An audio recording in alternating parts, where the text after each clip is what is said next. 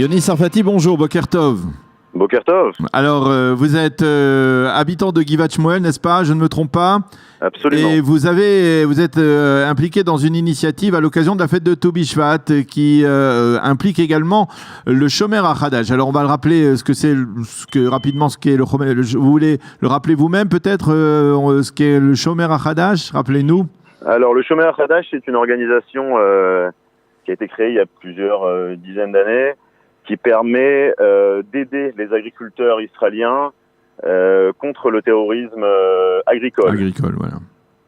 Donc, il y a plusieurs initiatives qui ont été mises en place afin d'aider les agriculteurs qui subissent au quotidien. C'est ça, parce qu'on n'en parle pas souvent, mais effectivement, c'est une des réalités dans l'État d'Israël. Il y a une sorte de terrorisme agricole, en particulier dans le Negev, même aussi en Galilée. Il y a des vols et des actes de terrorisme, de sabotage agricole de la part de Bédouins, de la part de Palestiniens, de la part d'Arabes israéliens, ou je ne sais pas exactement qui sont les responsables à chaque fois, mais ce sont souvent des délinquants qui causent des torts très, très importants aux agriculteurs israéliens qui déjà sont dans des situations assez difficiles. Alors le Shomer HaChadash rassemble des milliers, on peut parler aujourd'hui de milliers. De 50 000 environ, voilà. Environ 50 000 volontaires. 50 000 volontaires, voilà. Alors quelle est votre initiative plus particulièrement dans le cadre de la fête de Tobi Shvat? Alors nous d'abord on a découvert le Shomer HaChadash il y a quelques mois de cela, pas d'un point de vue de volontariat agricole, mais plutôt le volontariat de garder les terres et de faire de la shmira, c'est-à-dire de pouvoir garder les champs. Il y a 3 possibilités de garder les champs des fermiers israéliens dans le sud. Il y a les brigades qui sont fixes, il y a les jeeps et il y a les motos. Mais à part cette activité-là, donc il y a un groupe de Givat Shmuel qui est en train de se créer, d'Olim, qui est en train de se créer pour faire ces gardes nocturnes qui aident les agriculteurs israéliens à dormir sur leurs 2 oreilles. Mais le Shomer HaChadash a aussi comme but de relier vraiment à nouveau le peuple d'Israël à sa terre agricole, quelque chose qui s'est perdu depuis ces dernières années avec tous les progrès de la technologie agricole. Aujourd'hui, c'est vrai les jeunes sont de moins en moins impliqués et attirés par l'agriculture, qui reste la base du retour d'Israël sur sa terre et le lien d'Israël avec son, même d'un point de vue Tanachi et Torani. Alors quelle a été votre mission? Qu'est-ce que vous avez réussi à faire en collaboration avec le Shomer HaChadash? Alors on a demandé au Shomer HaChadash où est-ce qu'on pouvait faire du volontariat agricole, c'est-à-dire travailler la terre et relier les Olim avec cette terre-là. C'est ça. Ouais. Donc nous sommes arrivés à ramener 160 personnes vendredi dernier sur les champs agricoles du ministère de l'Agriculture à Tzrifin, qui sont plus ou moins dans le centre du pays, à côté de Rishon LeZion, à une demi-heure de Givat Shmuel. C'est uniquement des gens de la communauté francophone de Givat Shmuel, hein?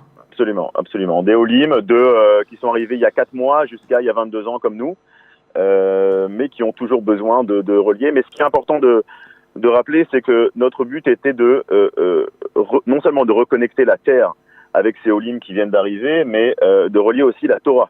C'est-à-dire que nous avons essayé à travers prendre des textes comme Masechet Sanhedrin, qui explique et qui rappelle la prophétie de Yecheskel, qui disait que c'est le meilleur signe du retour d'Israël, et lorsque la terre donnera ses fruits, redonnera ses fruits. Et c'est extraordinaire de voir d'abord cette prophétie se réaliser devant nous, et de voir la prophétie du Kibbutz Galouyot et des fruits qui reviennent sur les arbres d'Eretz Israël. C'est 2 prophéties que l'on retrouve ensemble et qu'on a pu voir vendredi. C'est extraordinaire. Alors vous êtes un Olé Khadash ancien, on va dire, déjà ici depuis longtemps, mais comment ont réagi les plus jeunes, les nouveaux immigrants récemment arrivés, de se retrouver comme ça dans cette situation, peut-être pas tout à fait commune, même si il faut bien avouer qu'en France on avait aussi l'habitude de célébrer la fête de Tobi Shvat en plantant des arbres. Alors ici c'est d'être justement dans la terre d'Israël. Comment ils ont réagi, les Olim? les feedbacks ont été excellents. D'abord parce que, moi, je me rappelle tout Mishpat en France, c'était surtout avec des fruits secs, parce que c'est ce qu'il y avait.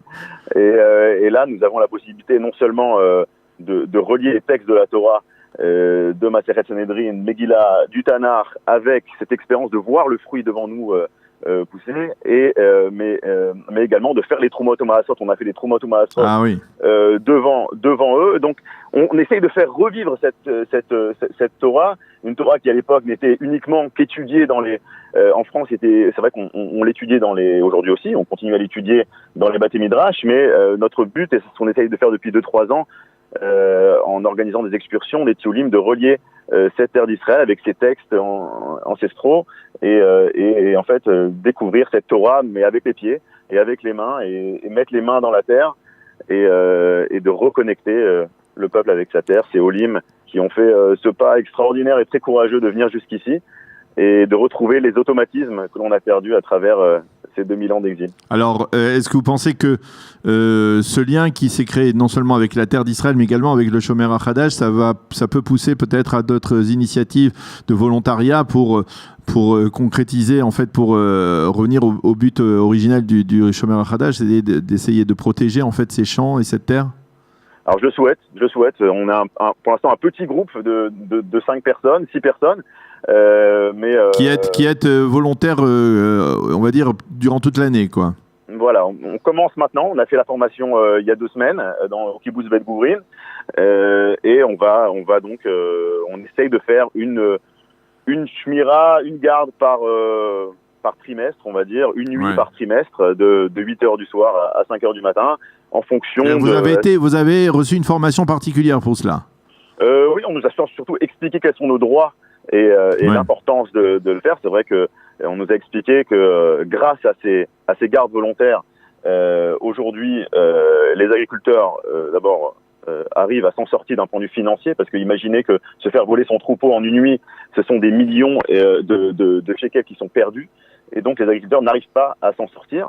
Il faut aussi rappeler que les agriculteurs israéliens reçoivent leurs terres, ont reçu leurs terres de la part de l'État d'Israël. Oui. C'est-à-dire que ce n'est pas uniquement un intérêt personnel d'aider les agriculteurs, c'est un intérêt national. Mmh. C'est-à-dire que l'État d'Israël a décidé de donner 6 000, 7 000, 10 000 dunams à ces agriculteurs israéliens par intérêt national. C'est une stratégie de pouvoir, en leur disant que si vous n'êtes pas sur cette terre, vous ne cultivez pas cette terre, vous ne faites pas brouter vos agneaux sur cette terre-là, ou vos vaches sur cette terre-là, nous allons les perdre.